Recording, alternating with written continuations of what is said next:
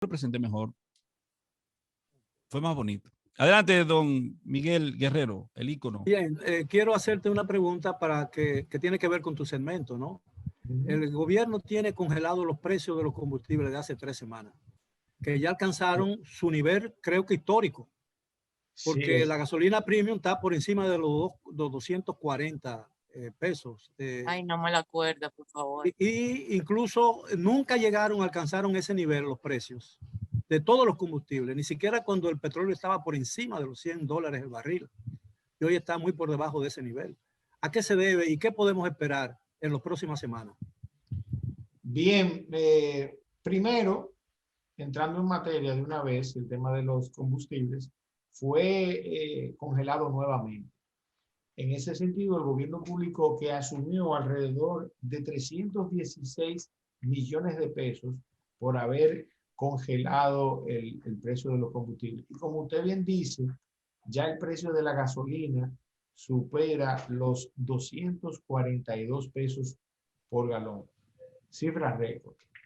No obstante todo eso, como en ocasiones anteriores hemos citado, las variables relacionadas de manera directa con que el precio de los combustibles no son el efecto necesariamente de la ley de combustible, de la ley 112-00, sino de las normativas y reglamentos que se han ido suscitando durante el tiempo, específicamente durante el periodo 2004, 2012 y parte del 2012-2016, durante los periodos de Leonel Fernández y de Danilo Medina.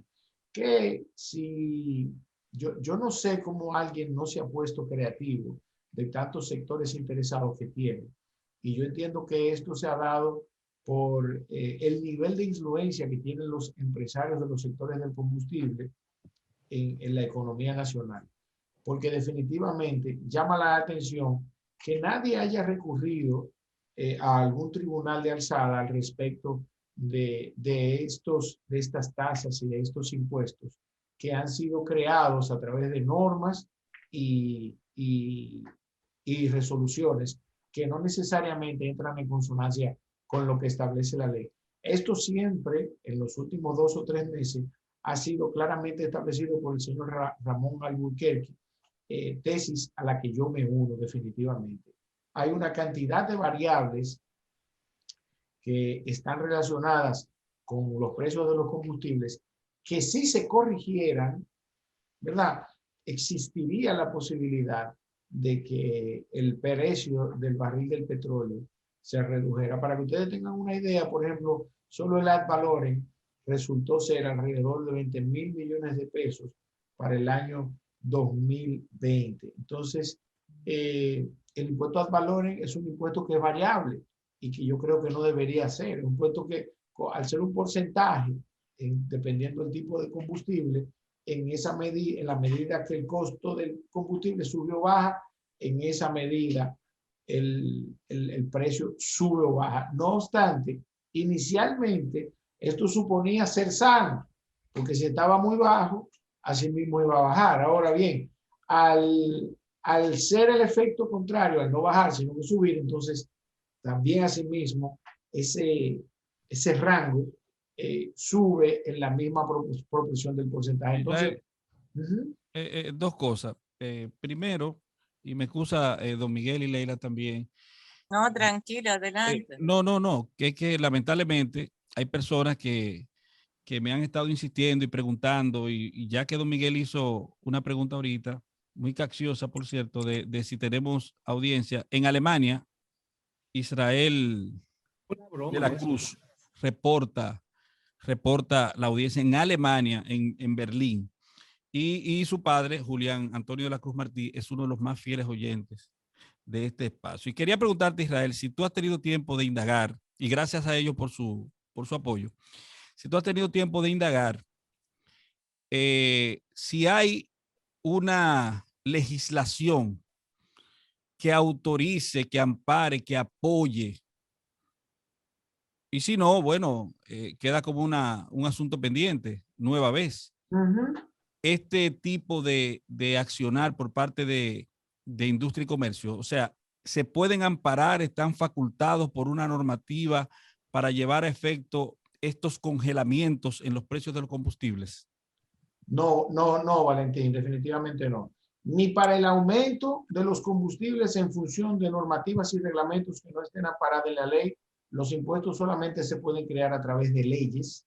Tú puedes crear una tasa por algún tipo de servicio y debes justificar para qué se va a utilizar ese dinero, que debe estar necesariamente o directamente relacionado con el servicio que tú prestas o con el bien que vas a distribuir. Esa es una cosa, pero desde el punto de vista local no existe, salvo el estado de emergencia que puede dar atrás de con que inclusive hasta se regale el combustible. Bueno, eso es una cosa, pero de manera normal no existe una normativa que le permita al gobierno estar rejugando.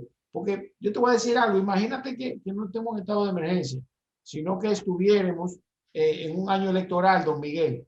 Lo que estuviera pasando con el tema de los combustibles sería una locura. Como se ha vivido en alguna medida en otros periodos que se han manejado los precios de los combustibles, inmediatamente se acaban las elecciones, y puedo citar los dos casos de Danilo Medina y de Leonel Fernández.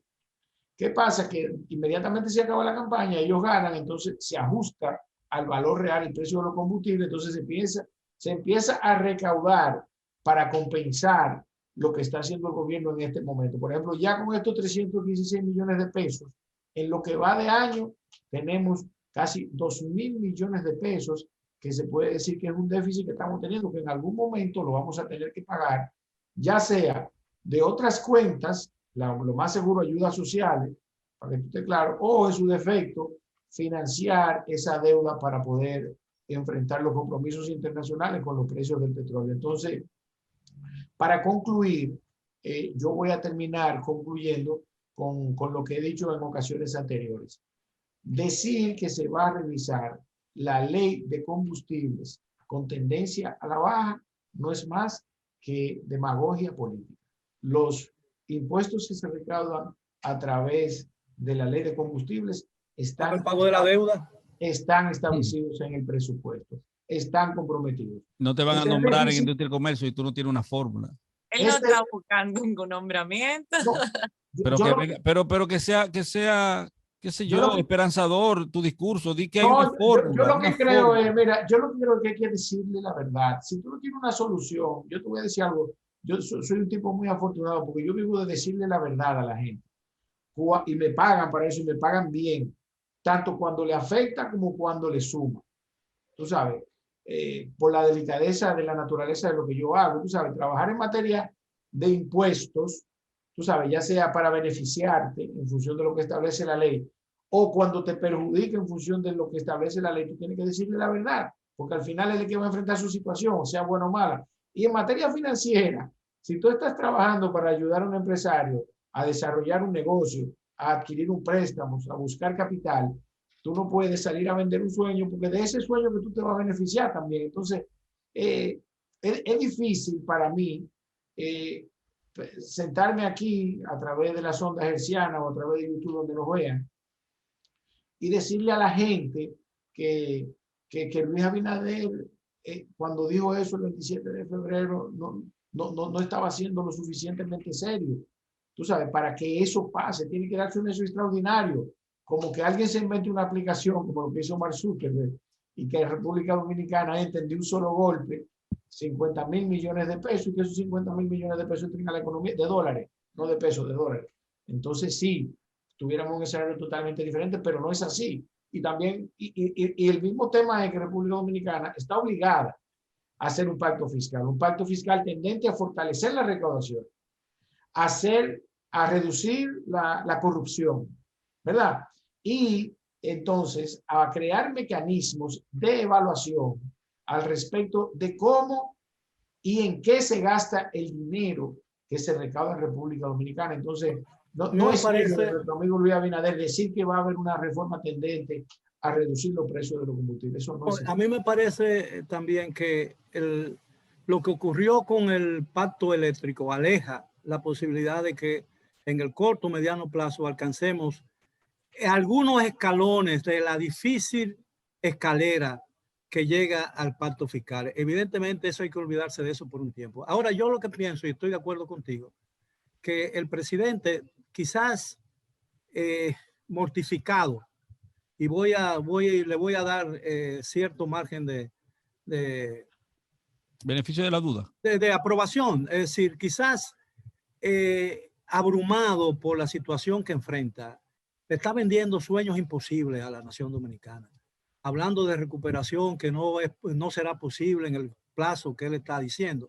Y eso va a crear más frustración. Yo creo que en un momento como este hay que decirle al país, tú tienes que apelar a las fuerzas internas de una nación, decirle, miren señores, estamos atravesando un momento muy difícil. Aquí no esperen más de lo que se les puede dar. Aquí hay que seguir sacrificándose.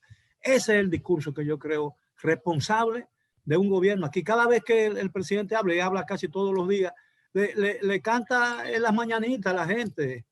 ¿Entiende? Y eso puede ser muy riesgoso porque... Claro que es un riesgo muy grande porque va a crear más decepción y más frustración al final. Porque ninguna de esas cosas se va a dar. Sí, mire, cuando se dice, por ejemplo, que, y creo que Israel puede tomar el tema con más profesionalidad y más profundidad que nosotros, o sea, que yo, en términos personales, que vi. Aunque Israel trajo unos temas también, tengo entendido. Por favor, Valentín. Bueno, pues vamos a darle chance porque quedan 10 minutos. Israel trajo sus temas también. Mire, Israel, temático, el asunto de 180,000 turistas que llegaron a la República Dominicana y que se ha anunciado que esos 180,000 turistas crearon 100,000 puestos de trabajo. Eso desde el punto de vista económico es imposible, pero yo sé que tú trajiste tu tema, Israel, te lo dejo como tarea pendiente. Y bienvenido otra vez, Israel. No le pongas el jingle. Bienvenido, Israel, otra vez a tu. Mira, yo antes de contestar. Llegaron los poderosos. Llegaron los poderosos. Y la billonera. Para contestarte tu pregunta, mira, al cierre del 31 de diciembre del año 2020, en República Dominicana habían cerrado 1,185 empresas, micro, pequeñas y medianas empresas. Y el total de los desempleados a esa fecha, que yo quiero que ustedes recuerden que los desempleados formales llegaron casi a los 800,000. Se cerraron con alrededor de 165,000 personas acogidas a fase.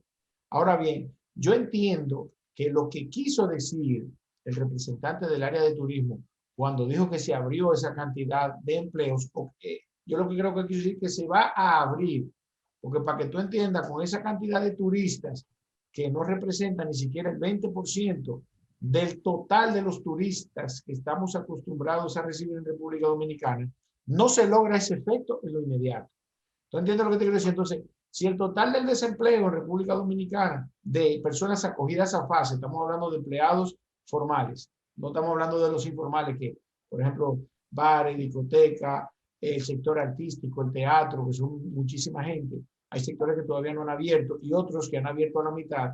Eso es imposible. O sea que eso tiene que ser alguna pifia de quien lo dijo y se les zafó y dijo que eso, por eso tal vez... Se dijo, tú lo escuchaste, ¿verdad? Dijo. Esa puede ser la proyección. Mira, alguien dijo... Saluda a Georgie Rodríguez de Los Poderosos que acaba de entrar. Mira, Israel trajo sus temas y quedan nada más 8 minutos, por favor. Entonces, hay un tema sumamente importante que está pasando en este momento en la economía nacional y es la tasa del dólar. La tasa del dólar en este momento, el Banco de Reservas la está comprando a 56.10 y la está vendiendo a 57.15. De manera general, esto es bueno. Aunque, ¿la venden 57 cuánto, perdón, hoy? 15. Okay. ¿Y ese es el precio real del dólar? La diferencia es muy amplia. Estamos hablando de 105 puntos en términos de cómo se calcula. Eso es un peso con 5 centavos de manera exacta, 105 puntos. Por encima del promedio, cuando la diferencia entre tasa de compra y venta, lo normal es que sean 50 centavos, el equivalente a 50 puntos en términos cambiarios. Entonces, en ese sentido, la información que tengo extraoficialmente es que el gobierno aspira a colocar la tasa del dólar a 54 por 1 en los próximos 45 días. Esperemos que lo logren, tú sabes.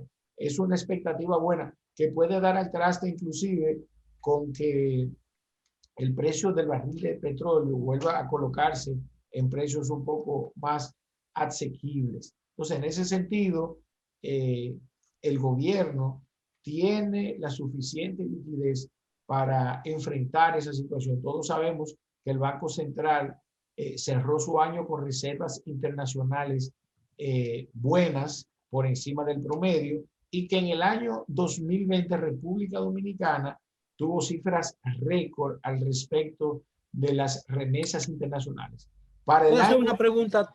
para el ¿Te año puedo hacer 2021, que creo, ya para cerrar esa partecita ahí, para el año 2021 las expectativas al respecto de la situación económica y financiera que van a vivir los ciudadanos dominicanos en Estados Unidos, esperamos, ¿verdad? Y las proyecciones son que superemos las remesas del año 2020 en quizás un 10 o un 15%. Si eso se da, yo creo que podemos lograr la meta de reducir el dólar al 54 por 1. Yo te voy a hacer una pregunta de un neófito en asuntos económicos. Es decir, el gobierno dominicano en los últimos 7 meses ha contratado préstamos por alrededor de 10.000 millones de dólares, ¿no? Más o menos. Ese dinero entra a las reservas del país, ¿no? Sí. Y el gobierno y el Banco Central la devuelve en pesos, la convierte en pesos para la economía. Así es. Esos pesos, con el dólar, si el dólar baja, esos pesos van a tener vocación de irse de nuevo, de convertirse en dólares, especialmente de los comerciantes y de la gente que tiene mucho dinero. Así es. Y es prudente y es sano para la economía que el gobierno frene el mercado y le fije un precio artificial al dólar. No, mire qué pasa. La artificialidad del precio del dólar va a depender de la cantidad de reservas internacionales y de la cantidad de dólares que entren a la economía. Entonces, por ejemplo, aunque la economía decreció en 7.6%, ¿verdad? Menos 7.6%, el promedio, para que usted tenga una idea, el Producto Interno Bruto fue de 82.000 millones de dólares, se redujo alrededor de 6.000 millones, nos situamos nuevamente en 76.000 millones de dólares, ¿verdad? Ahora bien, eso no necesariamente significó, como de hecho lo fue, que las remesas internacionales en este caso se redujeran y que el flujo de dólares se redujera. No obstante, también el gobierno supo compensar, porque le fue reconocido en el análisis de la Fitch Rating la jugada financiera de diciembre de este año, cuando el gobierno pagó una deuda que era del 2021 en el 2020, lo que ayudó a la calificación financiera de República Dominicana, aunque fue calificada BB menos, igual que en el año 2016, solamente con tendencia negativa, cuando en el 2016 fue estable. Entonces, y si ese dinero no se pagaba en el 2020, existía la posibilidad de que cerráramos el año con solamente BB, por poner un ejemplo, o solamente B+, que es un poco menos que BB menos. Entonces, definitivamente, hay variables relacionadas con sectores externos que influyen de manera directa en la estabilidad del dólar, que no necesariamente nuestra situación interna, que es crítica, ¿verdad que sí? Y recuerde que las remesas es como un beneficio neto para la economía. Ya ese dinero viene de cualquier parte del mundo, habiendo pagado impuestos y que van a ser consumidos en un 100% en República Dominicana. El mejor negocio que puede tener un Estado es, y salvando la distancia, no quiero que me vayan a ofender, es criar ciudadanos para mandarlos al primer mundo a trabajar y que manden ese dinero para acá. Ahora, Israel, la agencia calificadora, todo el mundo sabe que en la crisis del 2008-2009, todos esos bancos de inversión y bancos comerciales y que quebraron, habían sido días antes calificadas AAA por la agencia calificadora. Así es. Entonces, ¿cuál es el valor de eso? Porque son clientes, ellos son clientes, los bancos son clientes o ellos son clientes de los bancos. Y nosotros somos clientes de Fitch Rating, definitivamente. Exactamente. Miren, por ejemplo, nosotros tenemos una situación deficitaria, ¿verdad? Y cuando una situación se torna deficitaria, vamos a poner un ejemplo de un ciudadano cualquiera. Cuando los niveles de liquidez en cuenta corriente de un ciudadano bajan de un año a otro, porque los ejecutivos hasta te lo dicen, mira, tu tus depósitos bajaron en 100,000, 200,000, 1,000,000, 10 millones, dependiendo el tipo de cliente, el ejecutivo se empieza a preocupar porque en la medida que tú manejas flujo de caja, en esa medida ellos entienden que tú vas a tener disponibilidad en el momento en el que ellos vayan a ejecutar su cuota de préstamo o su interés, ¿verdad? Eso mismo pasa en República Dominicana. Ahora, dependiendo del manejo financiero, en este caso hay que reconocer en el Ministerio de Hacienda que lo manejó de manera adecuada y que se combinaron variables externas al respecto de los compromisos en moneda extranjera que teníamos. La jugada le salió positiva. Si el Estado Dominicano hubiese mantenido su deuda normal en 51,000 millones de dólares y habiendo bajado el Producto Interno Bruto, la presión de la deuda hubiese sido mayor, aunque no hubiese crecido porque los ingresos bajaron. Entonces, ese solo hecho bajaba nuestra calificación. Ahora, al nosotros pagar de manera eficiente y en nuestros libros bajar nuestros pasivos al cierre del año, eso nos colocó en una mejor posición financiera y permitió ese cálculo. Ahora bien, el problema de las calificadoras de riesgo es que los números los preparamos nosotros. Es igual que en las empresas, y como pasó en el 2008, que usted muy bien cita, los números no lo preparan, las calificadoras de riesgo no son los contadores del Estado Dominicano. Ellos lo que analizan ellos los analizan en función de las variables que se toman del Banco Central. Entonces, en función de eso, ellos dicen, mira, tú estás bien, tú estás mal, tú estás más o menos bien. Y al final de cada año, entonces, cuando tú cierras tu periodo fiscal, entonces, esas variables de las calificadoras de riesgo, porque hay que decirlo entonces, son las herramientas de negociación de quienes compran papeles comerciales, bonos. Esos papeles, esas deudas que el gobierno saldó, ¿eran papeles vencidos? Sí, eran papeles que iban a vencer en el año 2021 y que ellos renegociaron a una mayor tasa, a una menor tasa y a un mayor tiempo. Eso le produjo un flujo de caja positivo de 467 millones de dólares y que se lo aplicaron de una vez a una deuda que vencía en el 2021. Entonces, cuando usted tiene una deuda, para que usted entienda, personal o de su empresa o del Estado Dominicano, usted debía, por poner un ejemplo, 1.500 millones de dólares. Y eso estaba calculado, usted ni siquiera estaba atrasado. Pero usted abruptamente, por una jugada financiera que le salió bien, va y le paga 500 millones de dólares. Su deuda se redujo en un 30%. Entonces, pero tú sabes que esa era una de las críticas más grandes que se le hacía al gobierno de Danilo Medina, que tomaba préstamos para pagar deuda. Sí, y eso no es malo. Nosotros bien, pero eso fue lo que hicieron. Días. Pero eso fue lo que hicieron en diciembre, entonces. Eso fue exactamente lo que hicieron en diciembre.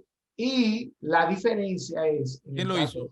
En el caso de los gobiernos de Danilo Medina, que no tenían una excusa, valga la redundancia, una excusa excusable para hacer eso. Claro. Israel, yo quiero saber una cosa, ya nos faltan segundos apenas, pero ¿por qué las calificadoras de riesgo, por ejemplo, que como tú bien has establecido, y es bueno que se diga, reciben las informaciones que nosotros le aportamos para dar su calificación?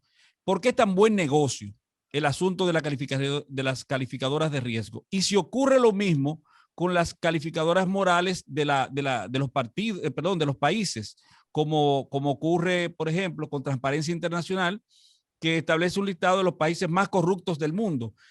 ¿Cómo ganan esas calificadoras? Mira, ellos facturan sin ningún estrés, todo el mundo tiene que pagarle. Y además de que la Organización Mundial del Comercio lo establece, tiene que haber alguien que diga quién está bien y quién está mal. Y lamentablemente, como en una sociedad hay toda clase de ciudadanos, asimismo en el mundo hay toda clase de países y toda clase de administraciones. Entonces, en función de eso es que se toman esas decisiones. Entonces, para que tú entiendas, con la calificación que tiene República Dominicana, nosotros no es que estamos obteniendo ni los mejores plazos ni las mejores tasas. Nosotros estamos, en términos de calificación de riesgo, en un ranking de, creo que en la posición número 82.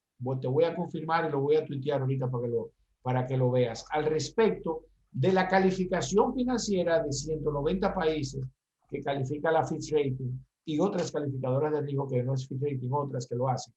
Y no es una posición, cuando un inversor se acerca a un puesto de bolsas, el asesor le dice, mira, tú tienes aquí en Estados Unidos que tiene AAA+, bonos que te van a pagar un 1.5, un 2%, y puedes conseguir certificados de acciones en Estados Unidos que te den hasta un 6 o 7 anual fijo. O si te arriesgas a los beneficios, te pueden pagar hasta un 30, pero es posible que pierdas, que tus acciones se devalúen, ¿verdad? Ahora bien, tú tienes República Dominicana que tiene BB Plus, que te va a pagar un 5 o un 6, que son las tasas de interés a las cuales se colocaron los 1.200 millones de dólares que se tomaron en diciembre para pagar una deuda y renegociar, ¿verdad? Entonces, si tú te fijas, hay una diferencia de 3 puntos, que cuando tú dices yo voy a colocar 1.000 millones de dólares, el inversor dice, ¿vale o no la pena tomar el riesgo? ¿Quién está gobernando en República Dominicana? ¿Qué dice transparencia? ¿Qué dice doing business, por ejemplo? Que son variables que todas se coligen en el momento de tomar una decisión. Y hasta vienen aquí, se pasan una semana en Punta Cana antes de invertir, en el caso de los inversores privados, para ver si hay también políticas relacionadas con la seguridad jurídica de sus inversiones en República Dominicana. Bien, pues ya hemos llegado al final, Israel. Gracias. Nos vemos el viernes próximo en otra consulta financiera con Israel Abreu. Así será. Gracias a ustedes también por la sintonía con Rumbo de la Tarde con Leila, Miguel y Valentín. Les deseamos que pasen un excelente fin de semana, un feliz resto del día. Estaremos aquí para otra entrega de este programa el lunes a las 4 de la tarde. Mientras tanto, sigan con la programación de Rumbo.